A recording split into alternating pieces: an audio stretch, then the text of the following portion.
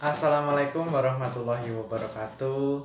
Salam sejahtera untuk kita semua. Pada kesempatan kali ini saya akan membuat video tentang strategi investasi saham 100% cuan. Nah, saya ingin fokuskan dulu bahwa investasi saham itu sebaiknya, kalau buat saya ya, jangka panjang. Kenapa? Karena investasi saham itu adalah kita membeli perusahaan kan. Jadi kita ikut memiliki perusahaan. Berbeda dengan para trader. Nah, trader yang sifatnya harian, scalping gitu, cuan tipis-tipis dijual gitu. Itu lebih banyak menggunakan analisis teknikal. Nah, bahkan ada seorang tokoh yang menyampaikan technical analysis is bullshit gitu. Ya, semua itu kembali ke saudara. Nah, kalau saya kembali ke judul tentang 100% cuan bagi trader itu nggak ada. Kenapa?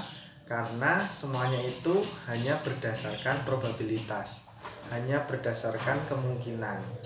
Dan memang bisa dipelajari, misalnya harga menyentuh area support, nah beli, kemudian harga menyentuh area resistance, kemudian dijual begitu. Nah, tetapi apakah saat menyentuh support itu support bisa ditembus? Bisa. Kalau support bisa ditembus, maka turunnya akan semakin dalam mencari support berikutnya, begitu kan? Nah, oleh karena itu bagi para traders itu harus berani cut loss. Ya, harus berani cut loss. Kalau saya sendiri, karena saya termasuk orang yang mengikuti aliran investasi jangka panjang, saya hampir anti cut loss begitu, hampir nggak pernah cut loss. Saya hanya akan cut loss apabila sebuah perusahaan itu fundamentalnya sudah tidak baik atau saya sudah tidak srek untuk memiliki perusahaan tersebut begitu. Ya, misalnya saya punya saham perusahaan A. Nah, perusahaan A itu sudah tidak sejalan dengan visi saya. Misalnya, loh kok sebagian keuntungannya dipakai untuk mendanai sesuatu hal yang jelek begitu, misalnya mensponsori sesuatu hal yang jelek. Nah, saya nggak srek lah di hati saya. Ya, oke lah, saya nggak ingin memiliki perusahaan tersebut begitu.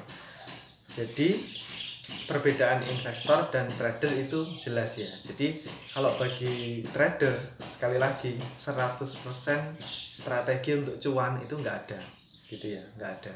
Kalau ada ya nanti semua orang bakalan terjun ke situ kan, trading semua gitu. Padahal yang benar sebenarnya kan, saham itu kan sebuah aset kepemilikan suatu perusahaan begitu kan. Nah, apa yang mungkin orang-orang yang konglomerat itu memiliki saham hanya 1 hari 2 hari kan enggak.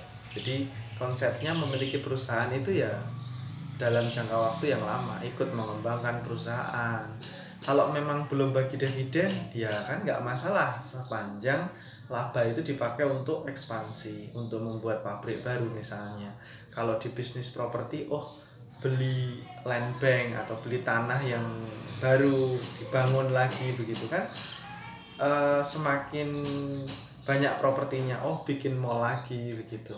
Jadi itu saja saudara, sedikit apa yang saya sampaikan, yaitu bagi traders itu menurut saya nggak ada 100% cuan. Bolehlah dibilang 90%, 95% begitu. Karena di penelitian pun itu juga ada yang namanya degree of freedom ya. Jadi ada alpha itu ya bisa 5%, bisa 10% begitu.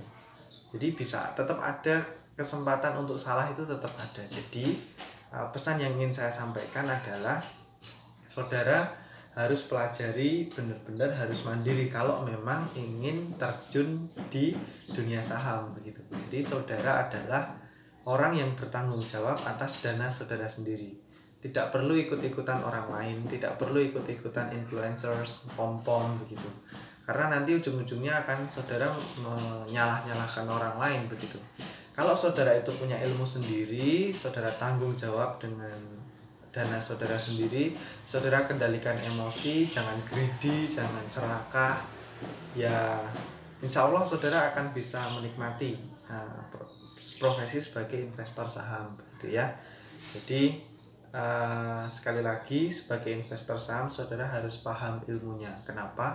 Kalau saudara itu hanya spekulasi tanpa paham ilmunya, tanpa paham saham yang dibeli itu perusahaan apa sih, nah bisa jadi judi.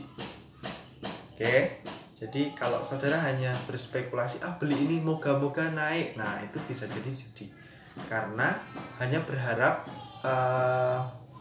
keuntungan yang nggak berdasar begitu. Kalau kita sifatnya investor jangka panjang kan kita bisa mendapatkan bagi hasil dari keuntungan yang disebut dividen itu gitu. Nah, kalau memang saudara itu belum paham ilmu tentang investasi saham atau belum punya waktu untuk bisa mengembangkan diri di dunia saham, saya sarankan saudara masuk reksadana dulu deh.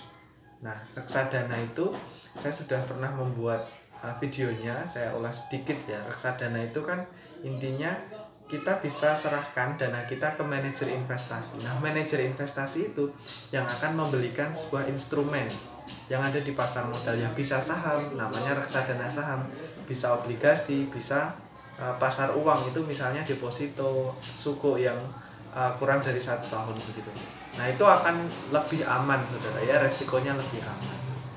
Karena apa? Karena sudah ada manajer investasi yang memang 100% profesinya itu mengelola dana investasi begitu. Jadi ibaratnya gini, kalau saudara mau beli satu lot saham yang bagus ya, misalnya harganya itu hampir 1 jutaan. Nah, kalau saudara uangnya baru 100-200 ribu, mungkin bagi anak-anak SMA, mahasiswa baru, uangnya baru 100 ribu, nah bisa dibelikan reksadana saja. Nah, dengan membeli reksadana itu kan uangnya akan digabung-gabung dengan investor reksadana yang lain.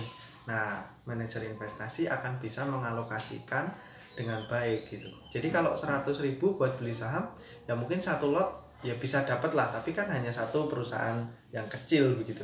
Tetapi kalau kita masuk ke reksadana, itu bisa didiversifikasi oleh manajer investasi tersebut. Nah, karena banyak yang ikut membeli reksadana tersebut, dana yang terkumpul banyak, oleh karena itu portofolionya itu sudah didiversifikasi oleh manajer investasi. Kan belinya nggak cuma satu saham, beberapa saham begitu. Kalaupun beli suku ya nggak cuma satu suku, ada beberapa suku begitu. Jadi resikonya akan lebih kecil begitu. Dan yang terpenting adalah manajer investasi itu paham betul dengan ilmu yang dia miliki begitu, karena profesional di situ. Nah, kalau ada yang tanya saya pakai aplikasi apa untuk membeli reksadana, saya pakai aplikasi Bibit. Nah, kalau saudara juga ingin menggunakan aplikasi Bibit yang sudah saya pakai, saudara bisa pakai kode referral saya, yaitu Isnanda, ISNANDH. Nah, saudara akan mendapatkan bonus 25.000 untuk bisa membeli reksadana di Bibit tersebut begitu ya. Terima kasih saudara, sekian video saya pagi ini. Semoga bisa mencerahkan ya. Intinya kita harus meluangkan waktu untuk belajar sehingga ilmu kita semakin bertambah dan menjadi investor yang cerdas. Terima kasih. Wassalamualaikum warahmatullahi wabarakatuh.